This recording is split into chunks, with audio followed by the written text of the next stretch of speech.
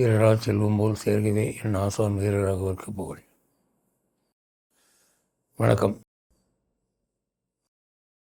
சாவை வென்ற சனாதனம் என்ற வரிசையிலே இன்று நாம் பார்க்க போகும் பிரச்சனை என்னவென்றால், உலகிலே இருக்கும் மற்ற மதங்களுக்கு வேத புத்தகம் என்று எடுத்துக்கொண்டால் ஒன்று அல்லது ரெண்டு காம்பேக்டாக இருக்கும், அவ்வளோதான். இஸ்லாத்துக்கு குரான் இருக்குது, கிறிஸ்டியானிட்டிக்கு பைபிள் இருக்குது, இங்கே திரிபீட காசு இருக்குது, அந்த மாதிரி அப்படி தான். ஆனால் இந்து மதத்துக்கு வேத புத்தகம் என்று எடுத்துக்கொண்டால், வேதங்கள்னு எடுத்துக்கிட்டால் பிராடாக சொல்லும்போது ரிக்கேஜு சாமம் அதர்வணம்னு 4ன்னு சொல்லிடுறாங்க. ஆனால் இந்த 4க்குமே அனந்தமான எல்லை அப்படின்றாங்க. அது ஒரு எல்லைக்கு உட்பட்டதல்ல. கலியுகமாக இருக்கிறதுனால ரொம்ப சுருக்கி கொடுத்துருக்குறாங்க. அது எக்கச்சக்கமாக இருக்குது. அனந்தமான வேதங்கள். உபனிஷதங்கள் எடுத்துக்கிட்டிங்கன்னா ஆன்ம ரகசியத்தை பற்றி சொல்லுது. அது ஆத்மா உபனிஷத்துன்னு ஒன்று இருக்க வேண்டியதுதான், இல்லை பகவத் உபனிஷத்துன்னு ஒன்று இருக்க வேண்டியதுதான். அப்படி இல்லையே. கட்ட உபனிஷத்து, சாந்தோக்கிய உபனிஷத்து, கேன உபனிஷத்து, ஈஷாவாசிய உபனிஷத்து, எத்தனை அது பாட்டுக்கு 100க்கு மேலே இருக்குது. எல்லாமே ரகசியம்னு சொல்கிறாங்க.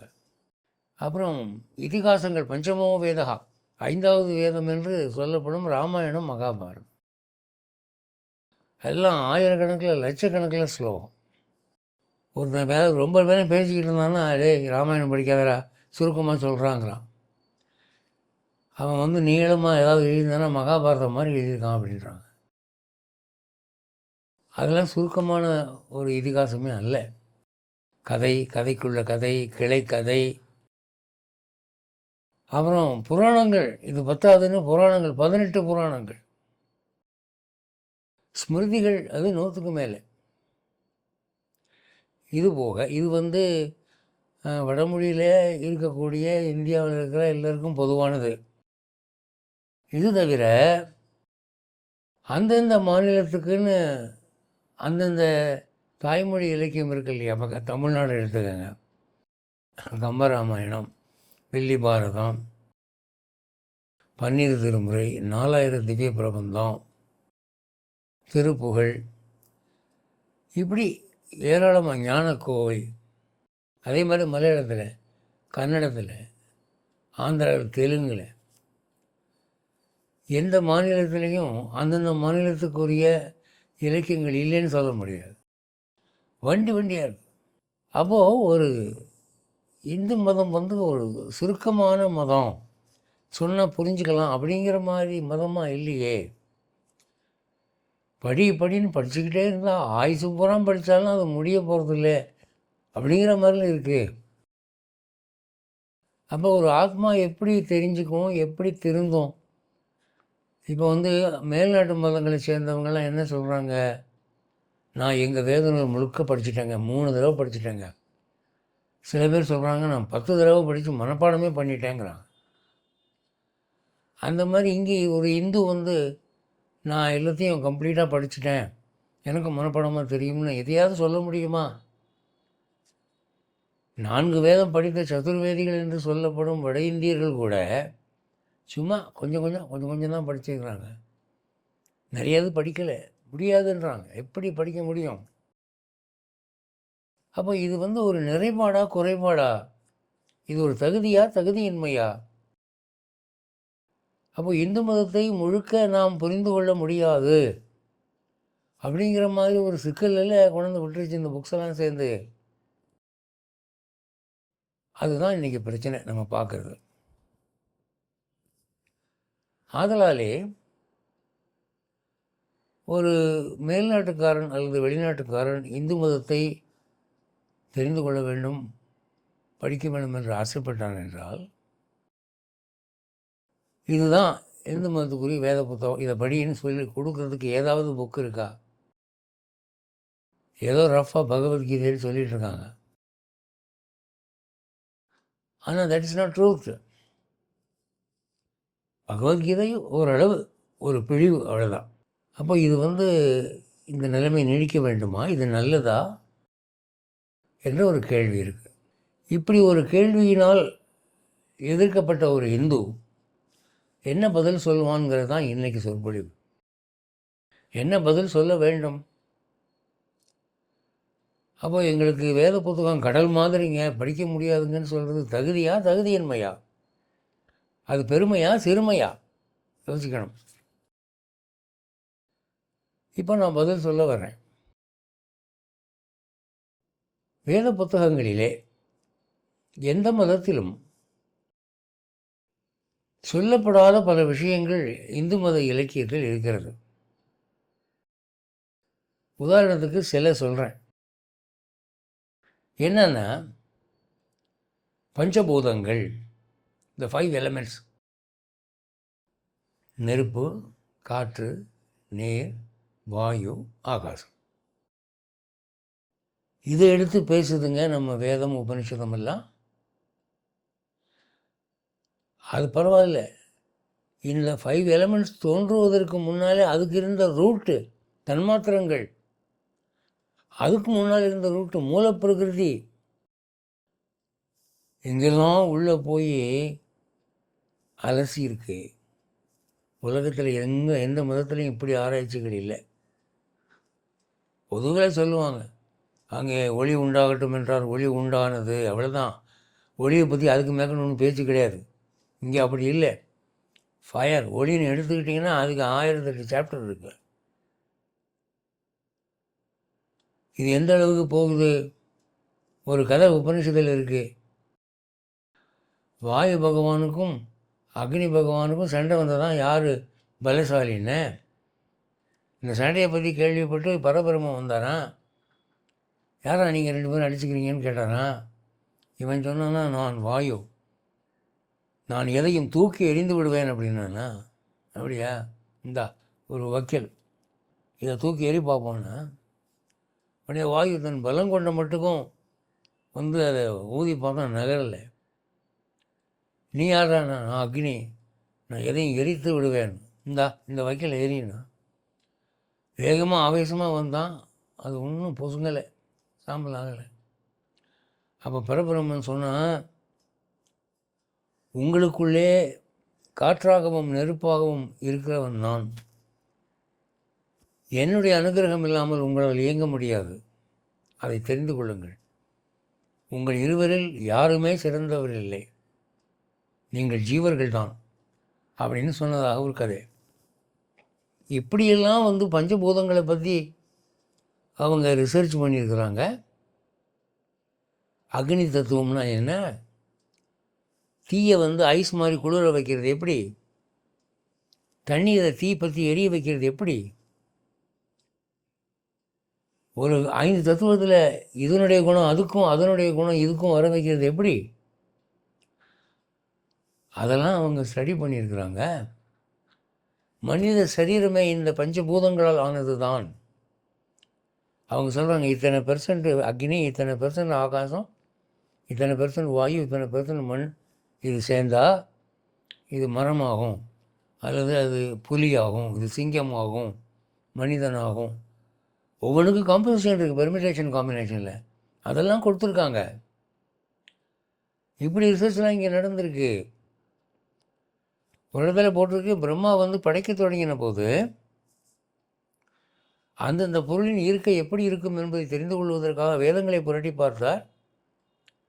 அப்போ வேப்ப மரம்னா எப்படி இருக்கும் அப்படிங்கிறத புரட்டி பார்த்து, ஓஹோ, போன யுகத்தில் வேப்ப மரம் இப்படி தான் இருந்திருக்கு, சரி அதன்படி படைப்போம்.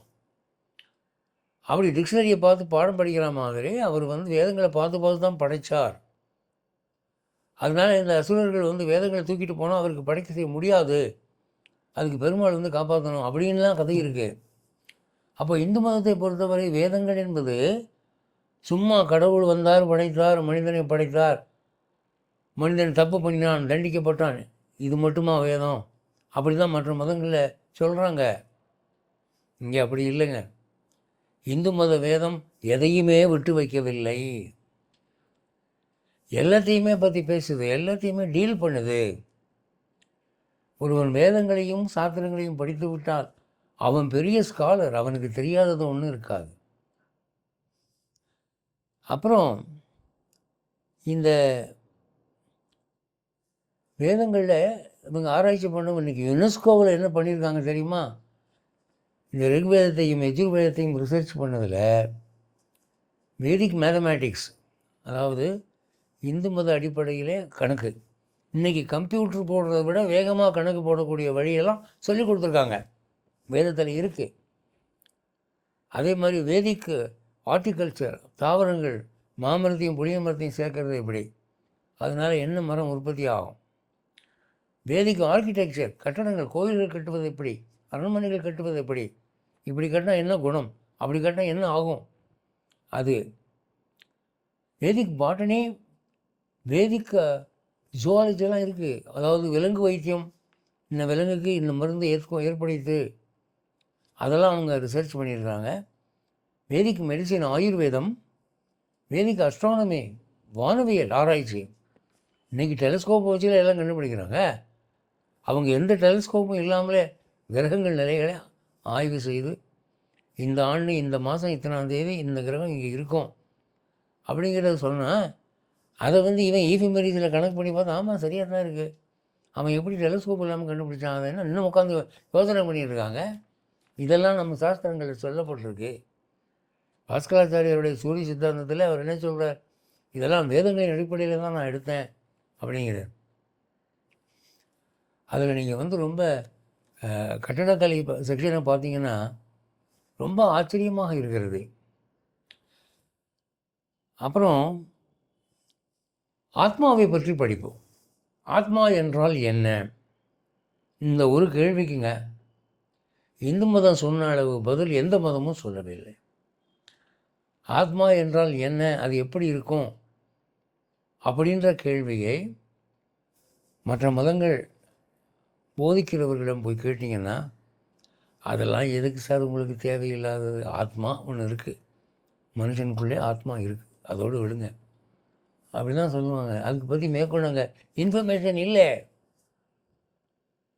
ஆனால் இங்கே ஆத்மாவினுடைய அளவு என்ன, குணம் என்ன, நிறம் என்ன, சரீரத்தில் அது எங்கே இருக்குது, அதுக்கு போக்குவரவு உண்டா, அது அழிவுள்ளதா அழியாததா, ஆம்பளைக்கு ஆம்பளை ஆத்மா, பொம்பளைக்கு பொம்பளை ஆத்மா, யானைக்கு யானை ஆத்மான்னு தனித்தனியாக இருக்கா, இல்லை ஒரே ஆத்மா தான் சரீரத்தினால் வேறுபடுதா, ஆத்மாவுக்கு சாவு உண்டா, வாலிபம், பால்யம், கௌமாரம், முதுமை என்று சரீரத்துக்கு சொல்லப்படுவது போலே ஆத்மாவுக்கு அதெல்லாம் உண்டா, இதெல்லாம் கேள்வி எழுப்பி பதில் சொல்லியிருக்கிறார்கள். சவாலாக எடுத்துக்கொண்டு பதில் சொல்லியிருக்கிறார்கள். அதுக்கு நிரூபணங்கள் கொடுத்திருக்கிறார்கள். இன்னென்ன காரணத்தினாலும் நாங்கள் இப்படி சொல்கிறோம் என்று சொல்லியிருக்கிறார்கள். இது மாதிரி எங்கே இருக்கே. அப்புறம் அதை விட ரொம்ப ஒரு சூப்பரான விஷயம் என்ன தெரியுமா, இக்னரன்ஸ், அஜ்ஞானம் பற்றி ஆய்வு செய்திருக்கிறார்கள். மடத்தனம்னா என்ன, அறியாமைனா என்ன, தவறு செய்வதுன்னா என்ன, மனிதன் ஏன் தவறு செய்கிறான், அதை தனியாக ஒரு சாப்டர் எடுத்து, அஜ்ஞானம் என்றால் என்ன, மாயை என்றால் என்ன, மாயை மனிதனை எப்படி மறைக்கிறது, ஏன் மறைக்கிறது, அதிலிருந்து தப்புவது எப்படி, என்ன காரணத்தினாலே ஒருவனுக்கு அஞ்ஞானம் ஏற்படுகிறது, பேரண்டேஜினாலே அஞ்ஞானம் வருதா, சாப்பிட்ற சாப்பாட்டினால அஞ்ஞானம் வருதா, வாழ்கிற நாட்டினாலே அஞ்ஞானம் வருதா, பழகுகிற சகவாசத்தினாலே அஞ்ஞானம் வருதா, அஞ்ஞானம் எப்படி எப்படி எந்தெந்த சூழ்நிலையில் ஒரு மனிதனுக்கு ஏற்படுகிறது என்றெல்லாம் ஆய்வு செய்திருக்கிறார்கள். மற்ற மதங்களில் தப்பு பண்ணாதுன்னு தான் சொல்கிறான், அதுக்கு மேலே ஒன்றும் சொல்கிறதில்ல. ஆனால் இவன் ஏன் ஒருத்தன் தப்பு பண்ணுறான் பதில் சொல்கிறான். எதனால் தப்பு பண்ணுறான், அஞ்ஞானத்தினாலே. அந்த அஞ்ஞானங்கிறது எப்படிப்பட்டது, அது கருப்பா சிகப்பா, அது எங்கே இருக்குது, எதை போய் மறைக்குது, ஆத்மாவை மறைக்குதா, புத்தியை மறைக்குதா, மனசை மறைக்குதா, எப்போ ஒரு மனிதனுக்கு அஞ்ஞானம் ஏற்படுது, அதெல்லாம் புட்டு புட்டு வச்சுருக்கான் சார். இதில் எந்த ஒரு கேள்விக்கு நான் பதில் சொல்ல ஆரம்பித்தேன் இன்றைக்கி 1 மணி நேரம் பத்தாது எனக்கு, அவ்வளவு சொல்லியிருக்காங்க. அடுத்து அந்த அஞ்ஞானம் போவதற்கு என்ன வழி, ஒரு குறைபாடை பற்றி பேசுகிறது ரொம்ப ஈஸி சார். இப்போ கொரோனா அப்படின்னு ஒரு வியாதி இருக்குது, அது இப்படிப்பட்டது, அந்த கிருமி இந்த மாதிரி இருக்கும், மைக்ரோஸ்கோப்பில் பார்த்தா இப்படி இருக்குது சொல்லிடலாம். அது வராமல் தடுப்பது எப்படி, அதற்கு பரிகாரம் என்ன, இது இன்ன மருந்து போட்டால் உடனே டான் அது போயிடணும் சொல்ல முடியல இன்றைக்கி வரைக்கும் யாருக்கும். ஆனால் இவன் அப்படி இல்லையே. அஞ்ஞானத்துக்கு பரிகாரம் என்ன, இன்னது செய்தால் அஞ்ஞானம் உங்கள்கிட்ட வராது, இருக்கிற அஞ்ஞானம் ஓடி போயிடும், அதை சொல்லியிருக்கிறாங்க. அடுத்து ஞானம் என்றால் என்ன, வாட் இஸ் விஸ்டம். அதுக்கு மேல்நாட்டில் வந்து சிம்பிளாக பதில் சொல்கிறேன்னு சொல்லி தெரியாததை தெரிந்து கொள்வது தான் ஞானம் அப்படிங்கிறான். தெரியாததை தெரிந்து கொள்வது ஞானமா? சரி, ஒருத்தனுக்கு திருடுவது எப்படின்னு தெரியாது, அவனுக்கு சொல்லிக் கொடுக்குறீங்க, அவன் திருட கற்றுக்கொண்டான், தெரியாததை கற்றுக்கொண்டான், அது ஞானமா? என்னையா டெஃபினிஷன் கொடுக்குறீங்க? ஞானம் என்றால் என்ன, அதுக்கு பதில் சொல்ல முடியுமா? இவன் கொடுத்த பதில் உலகத்தில் யாரும் கொடுக்கல. இவன் என்ன சொன்னான், மற்றவங்க சொல்கிற மாதிரி ஞானம்ங்கிறது இல்லாமல் இருந்து புதுசாக வர்றது ஒன்றும் இல்லையா, ஞானம் ஏற்கனவே உனக்கு இருக்குது, எல்லாவற்றை பற்றிய ஞானம் உனக்கு ஏற்கனவே இருக்குது, அதை ஒன்று மூடி இருக்குது, அதை விளக்குவது தான் ஞானம் அப்படின்னா. உனக்கு ஏற்கனவே இருக்கக்கூடியது ஞானம், அதை மூடி இருக்கிறது ஒரு அஞ்ஞானம், அதை விளக்குவது தான் ஞானம். அதை எப்படி விளக்குறது, அதுக்கு வழி இருக்குது, அதை சொல்கிறாங்க. அப்புறம் இந்த செய்யாதே செய்யாதேன்னு சொல்கிறது ஈஸி சார். போய் சொல்லாத, திருடாத, அடிக்காத, கொடுமை பண்ணாத, ரைட்டு, நல்லா இருக்குது, கேட்குறதுக்கு நல்லா இருக்குது. ஆனால் என்ன நடந்துக்கிட்டு இருக்கு நாட்டில், நீங்கள் எதை செய்யாதேன்னு சொல்கிறீங்களோ அதை தானே ரொம்ப செய்கிறாங்க. ஏன், எதுக்காக செய்கிறான் அப்படி, வீம்புக்கா? இல்லை, அவனாலும் செய்யாமல் இருக்க முடியல. அதை கண்டுபிடிச்சான் இந்து. ஏன் ஒரு மனிதனால் ஒரு தப்பு செய்யாமல் இருக்க முடியல, அதன் ரூட் காஸ் என்ன, காரணம் என்ன? பகவத்கீதையில் சாப்டராக கிருஷ்ணன் அதை விளக்குறான்.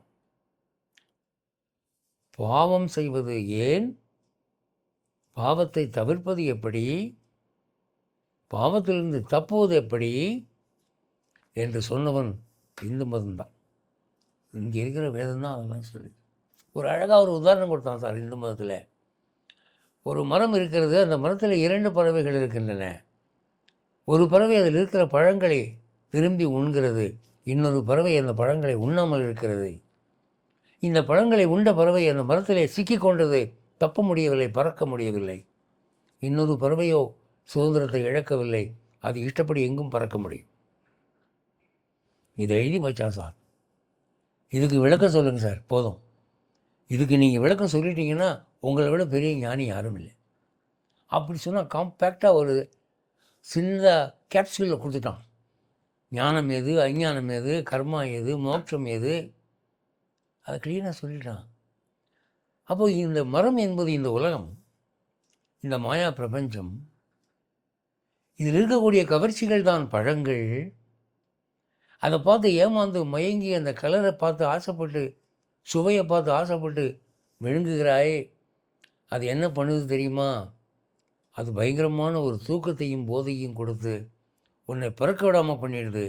நீ பிறவியிலேயே பறக்க வல்ல ஒரு பறவை, உன் பிறவி ஆற்றலை நீ இழந்து விடுகிறாய். ஆனால் இன்னொரு பறவை இந்த கலரை பார்த்து மயங்கிறது இல்லை, இந்த பழம் எனக்கு வேண்டாம், இந்த சுவையை பார்த்து நான் மயங்க மாட்டேன் என்று அதை எதிர்த்து ஃபைட் பண்ணி நிற்குது. அது தன் சுதந்திரத்தை இழக்கவில்லை. அதான் ரகசியம்.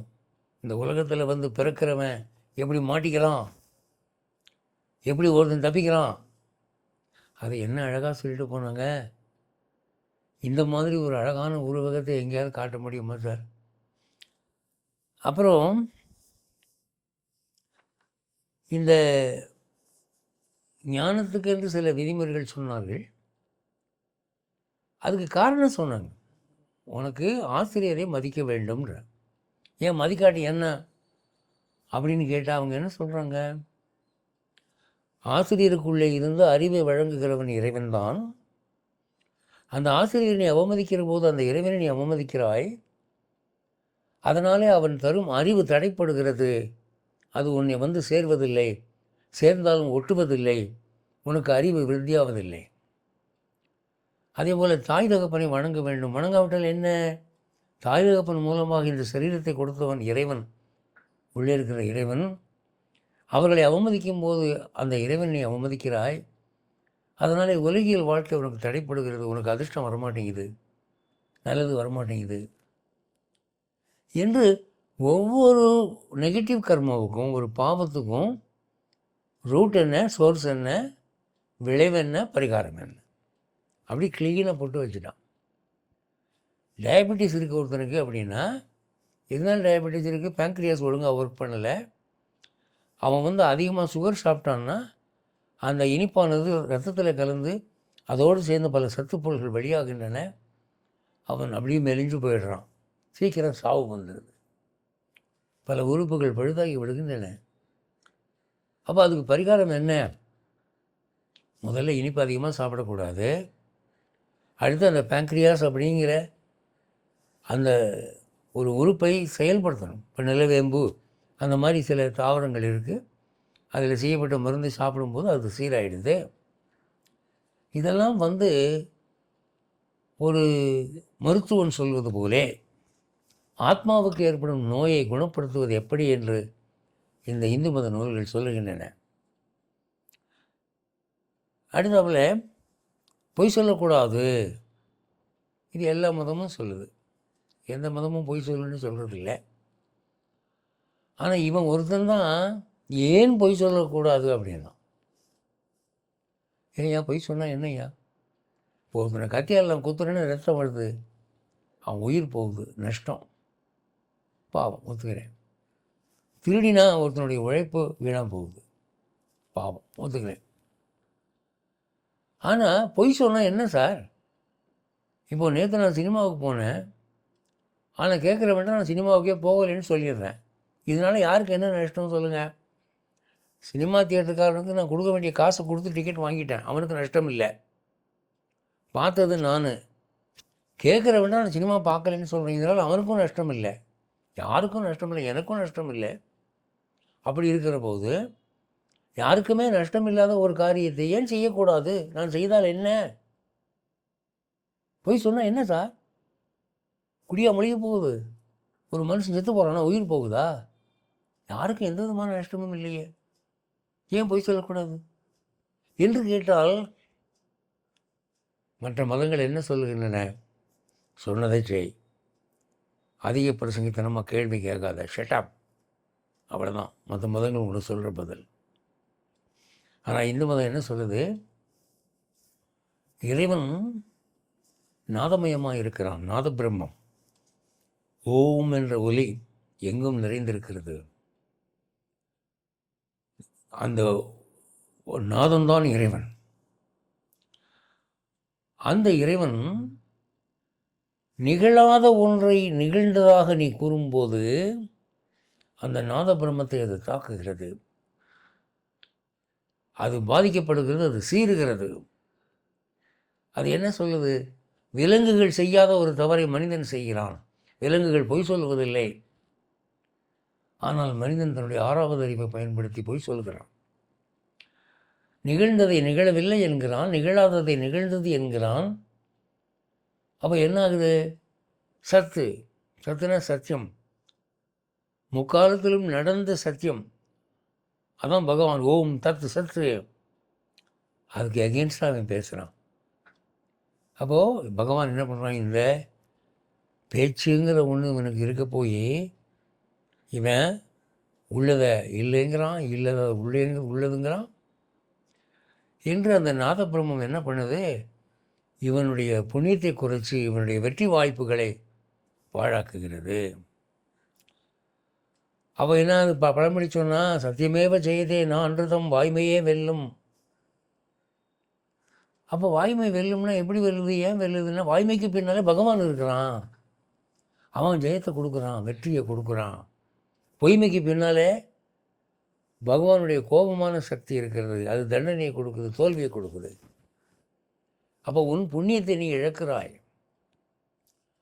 பொய் சொல்கிறதுனால யாருக்கு நஷ்டம்னு கேட்டியே, உனக்கு நஷ்டம், உன் புண்ணியத்தை இழக்கிறாய். புண்ணிய பலம் இருக்கிறதுனால தான் ஒரு மனிதனும் வெற்றி கொடி கட்டுக்கிறான். அது உனக்கு போயிடுமே. ராமன் வந்து பொய் சொல்லாதவன், வாழ்க்கை பூரா பொய் சொல்லாதவன். அந்த ஒரு காரணத்தினாலே அவன் வந்து ஒரு மனிதனாக இருந்த நிலைமையிலே ஜட்டாயு என்ற பறவை நீ மோட்சம் போவாயாக என்று சொன்னது போயிடுச்சுல்ல. சத்தியன ஜெயதி, உண்மை பேசுவதனாலே ஒரு மனிதன் தெய்வமாகிறான்.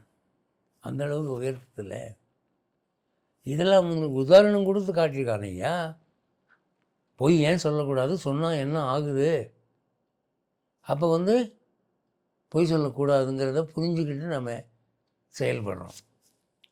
அடுத்து கால ஆராய்ச்சி. What is time? கடந்த காலம், நிகழ்காலம், எதிர்காலம்னு 3 காலம் இருக்கு இல்லையா? இதை எல்லாருக்கும் தெரியுமில்ல. உலகத்தில் உள்ள மதத்தை சேர்ந்த எல்லாருக்கும் தெரியுமில்ல.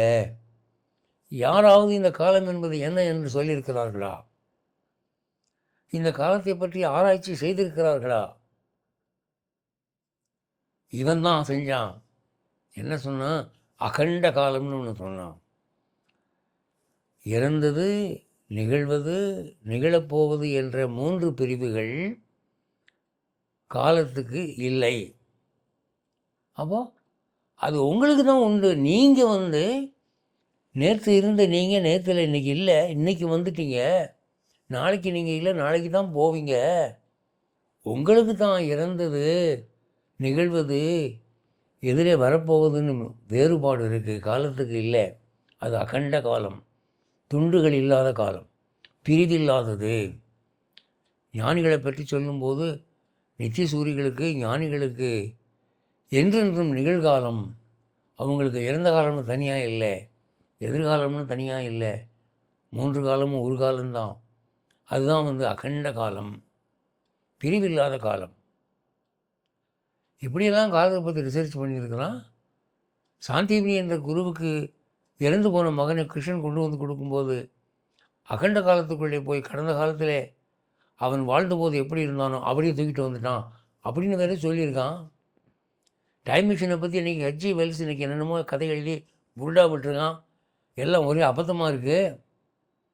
ஆனால் டைம் மிஷினை பற்றி இவன் அன்றைக்கே சொல்லிவிட்டான். அது என்ன?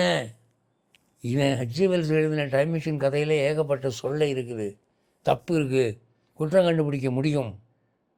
ஆனால் இவன் சொன்ன டைம் கான்செப்டில் குற்றம் கண்டுபிடிக்க முடியாது. நீ டைம் மிஷினை ஒரு மிஷினை பற்றி எழுதினியப்பா.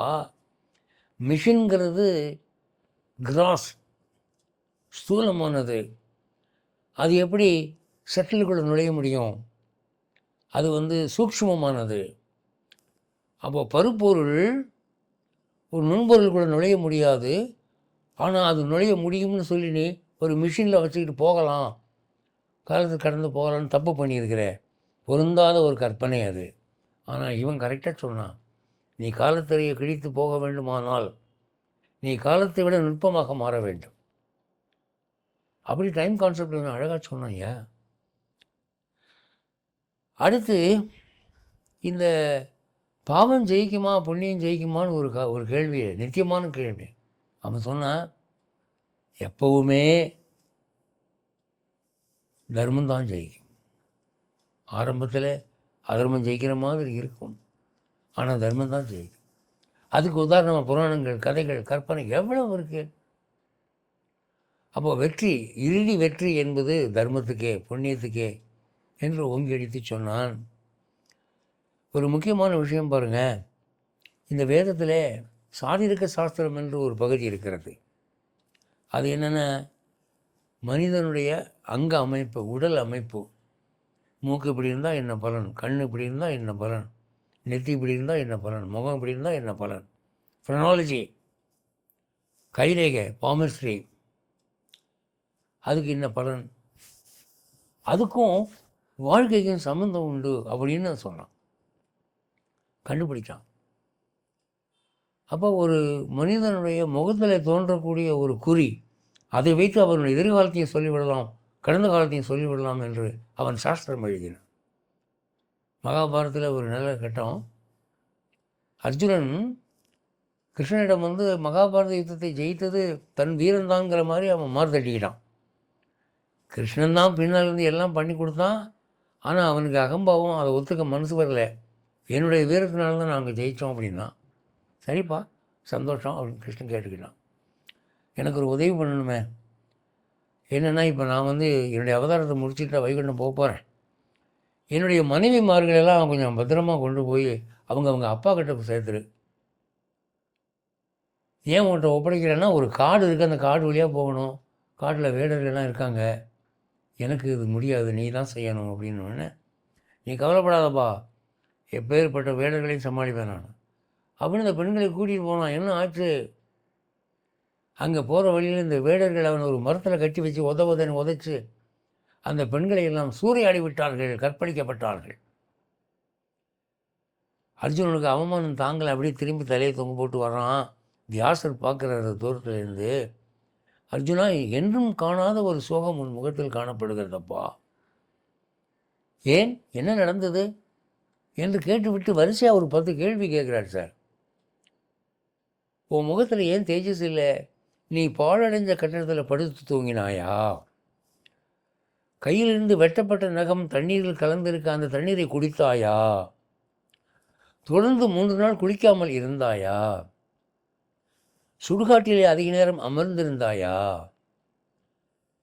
இப்படி ஒரு 10 கேள்வி கேட்குறாரு. இதெல்லாம் பண்ணினா உன் லட்சுமி கடாட்சி நீங்கி போகும்னு சாஸ்திரம் சொல்லுது. அப்படி ஏதாவது பண்ணினியாடா, ஏண்டா அவன் மூஞ்சி இருண்டு போய் கிடக்கு அப்படின்னு கேட்குறாரு.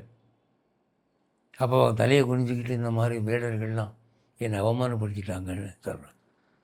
அவர் சொல்கிறார், இதனால் வரை உனக்குள்ளே இருந்த வெற்றி என்பது வேறு எதுவும் இல்லை, வேறு எதுவும் இல்லை, கண்ணனுடைய கருணை தான், அது நீங்கிருச்சு, உனக்கு வெற்றி வரல, புரிஞ்சுக்கோ என்பதாக கதை. இப்போ என்ன சொல்ல வரேன் அப்படின்னா, அந்த முகக்கலையை வச்சு அவனுக்கு ஏற்பட்ட தோல்வி எதனாலே அப்படின்னு யூகம் பண்ண அவர் முயற்சி பண்ணுறார். நமக்கு அதனுடைய பிரிவு கிடைக்குது. இதெல்லாம் படித்து வச்சுருந்தான் நம்ம ஆள். அடுத்து ஒருத்தனுக்கு அதிர்ஷ்டம் அவன் இருக்கிற இடத்தை பொறுத்து, காலத்தை பொறுத்து, நேரத்தை பொறுத்து, நட்பை பொறுத்து இருக்குது. ஒரு வீடு கட்டினா இந்த திசையில் வாசல்படி இருக்கணும், மேலே போடுற லாகர்கிட்ட இத்தனை போடணும், இத்தனை ஜன்னல் இருக்கணும், அடுப்படி இங்கே இருக்கணும், லெட்டின் இங்கே இருக்கணும், இப்படிலாம் இருந்தால் வாஸ்து சாஸ்திரப்படி வெற்றி. அது மாறினால் தோல்வி. அப்போது வெற்றியும் தோல்வியும் நம்ம முயற்சியில் மட்டுமில்லை, எத்தனையோ விஷயங்கள் இருக்குது என்று வாஸ்து சாஸ்திரம் பண்ணினான் இவன். இதெல்லாம் வேதத்திலே சாஸ்திரங்களில் சொல்லப்பட்ட விஷயங்கள் தானே. அப்போ இவ்வளவும் இருக்கணும், அதே சமயத்தில் காம்பேக்டாக ஒரே புக்காக இருக்கணும் அப்படின்னா எப்படி முடியும்?